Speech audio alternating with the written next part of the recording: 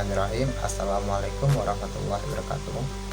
Selamat pagi teman-teman, dan selamat pagi juga kepada ibu dosen.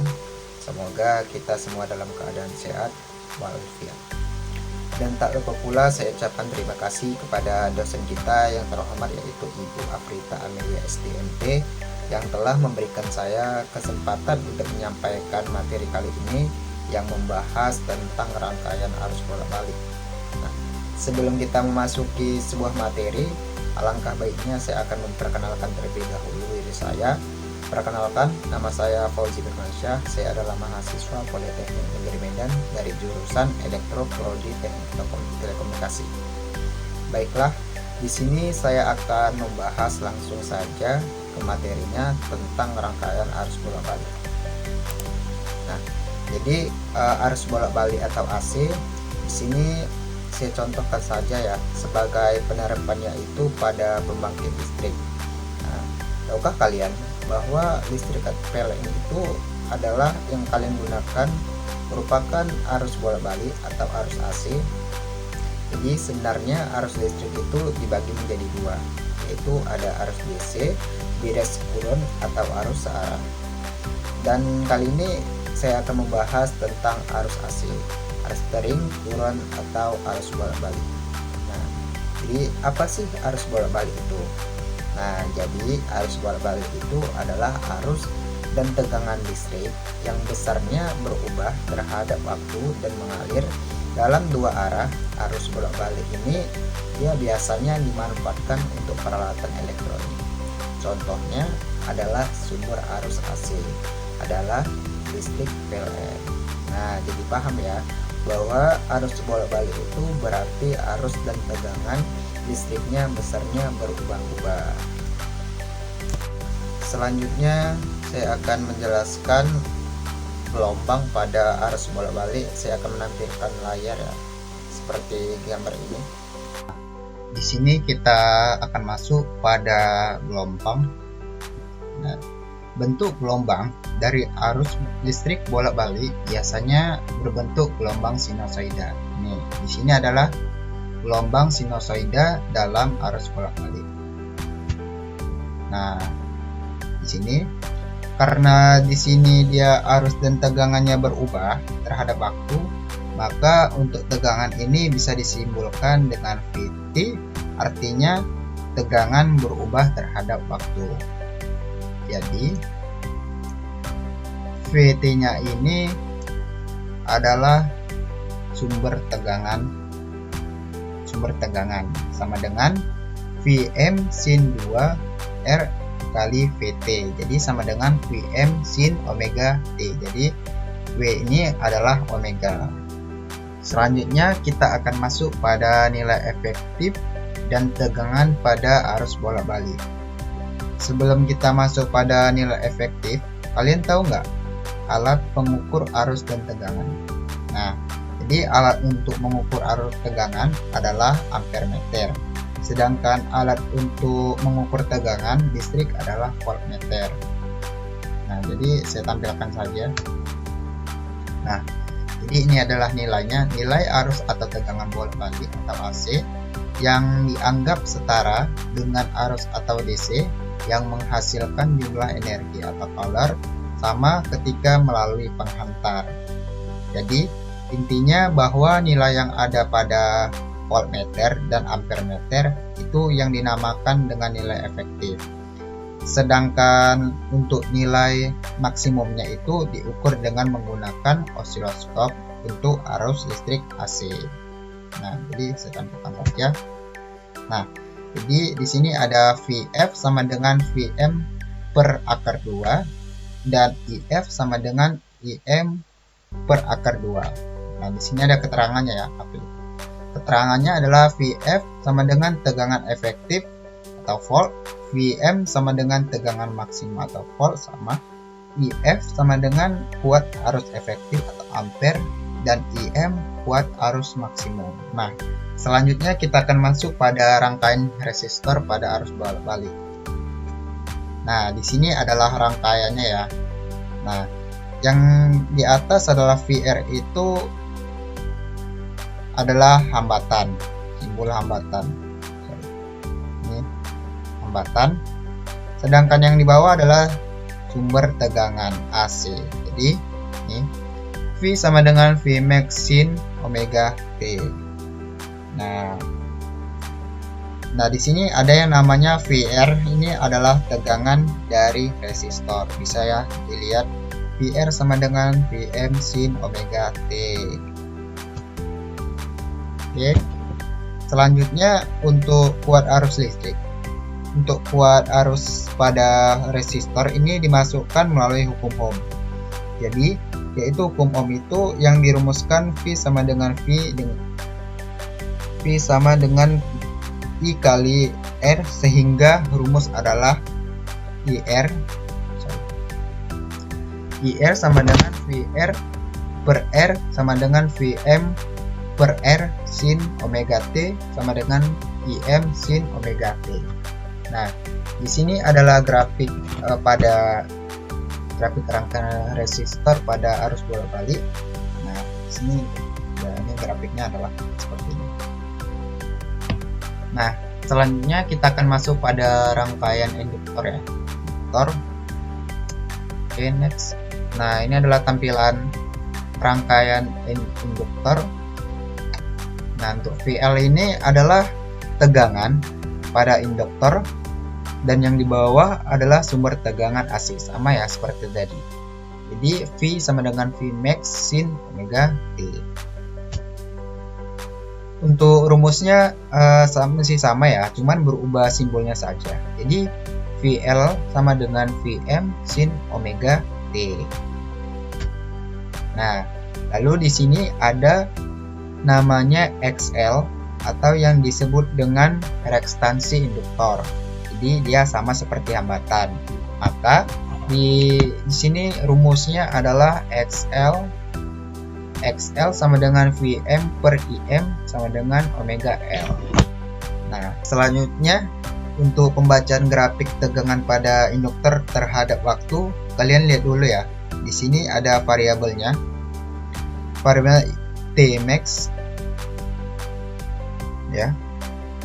Tmax-nya itu ya tegangan maksimum, kuat arus maksimum, lalu ada Vmax-nya tegangan maksimum, lalu di sini ada variabel T besarnya. T besar berarti periode, dan T kecilnya ini yaitu waktu periode. Itu adalah waktu yang diperlukan menempuh satu gelombang. Nah, jadi bisa diperhatikan dari sini adalah satu gelombang. Nah, kita lihatlah dari garis putus-putus ini. Ini yang ada di atas ini yaitu Imax, berarti saat arus induksinya maksimum, maka tegangan pada induktornya adalah 0. Nah, jadi seperti itu ya cara pembacaan. Nah, kita di sini akan masuk pada rangkaian kapasitor. Nah, jadi gambar dan simbolnya berubah ya untuk kapasitor. Ini berubah. Ini V sama dengan V maksimum sin omega T. Nah, untuk rumusnya rekstansi kapasitif atau hambatan atau XC sama dengan Vm per Im sama dengan 1 per omega C. Oke, selanjutnya di sini ada grafik dari tegangan dan arus kapasitor ya. Ini grafiknya. Terhadap waktu bisa dilihat arus mencapai nilai maksimum dia seperempat periode cepat dibandingkan dengan tegangan saat mencapai nilai maksimum.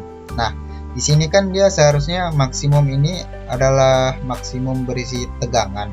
Berarti kan lebih cepat seperempat periode. Ya masih ingatlah untuk satu gelombang itu kan dia satu periode, jadi kan satu puncak dan satu lempar. Oke. Baiklah, kita akan masuk pada contoh soal dalam rangkaian arus bolak-balik. Nah, di sini sudah ada soal ya. Perhatikan rangkaian RLC berikut ini. Berapakah kuat arus yang mengalir pada R? Nah, yang ditanya adalah R. Jadi kita buat dulu jabarkan ya. R sama dengan 60 ohm ya, ini dia ya. Kita buat dulu XL 100 ohm dan XC adalah 20 ohm. Jadi E ini adalah sama dengan 200 V. E ini adalah tegangan. Jadi kita buat saja V ini kita anggap sebagai V ya. Ya. V ini adalah tegangan ya. Kita buat aja V sama dengan 200 volt ya. Kenapa ini adalah ada V-nya? Karena E ini bisa kita anggap aja jadi sumber tegangannya. Lalu R ini adalah resistor, XL ini adalah rekstansi induktifnya, XC ini adalah rekstansi kapasitifnya. Jadi kita beda. Lalu berapakah kuat arus yang mengalir pada R? Nah, jadi kita buatlah jadi IR. Ini tanya apa? IR-nya ya. Nah, jadi kita cari dulu lah IR-nya ini berapa. Lalu kita buat I R sama dengan I L sama dengan I C sama dengan I T. Jadi arus pada resistor sama dengan arus pada induktor. Jadi sama dengan pada arus kapasitornya ini sama dengan arus totalnya. Nah, maka kita hitung dulu arus totalnya itu berapa. Jadi arus totalnya ini dihitung dengan menggunakan rumus yaitu IT. Jadi kita buat aja IT-nya. IT rumusnya adalah V per Z. Nah, jadi ini kita harus cari dulu berapa. Lalu tegangan dibagi impedasi, di sini kita buat impedasinya yaitu Z ya. Impedasinya itu kita buat dulu Z sama dengan akar R kuadrat ditambah kurang XL kurang XC kuadrat. Oke, sama dengan, nah R nya ini berapa? 60 ya. Jadi kita buat lagi akarnya, R nya 60, akarnya jangan lupa ya, akar 2 ditambah XL nya ini adalah 100 dikurang XC nya ini berapa? 20 tutup kuadrat 2. Lalu kita buat akar lagi. Nah, 60 kuadrat ini berapa? 3600 ditambah 100 kurang 20 yaitu 80. Lalu 3600 ditambah 80, ini kuadratnya jangan lupa ya, ini kuadrat 2 bukan kuadrat 3. 3600 ditambah 80 akar 2 yaitu 3600. Kita buat di sini dulu 3600 ya. Lalu 80 akar 2 yaitu 80 kuadrat 2. Jadi 6400 ya. 6400. Lalu sama dengan akar 3600 ditambah 6400 adalah 10.000. Oke. Nah, di sini akar 10.000 berapa? 100. Oke, 100 ohm. Nah, ini adalah 200 ya, 200 per Z-nya ini adalah 100. Jadi dependensinya ini udah dapat ya ini. Nah, jadi kita masukkan saja 100. Nah, lalu kita coret nolnya 2. Jadi sama dengan hasilnya adalah 0. Hasilnya adalah 2 ampere. Nah, lalu berapakah kuat arus listrik yang mengalir pada R?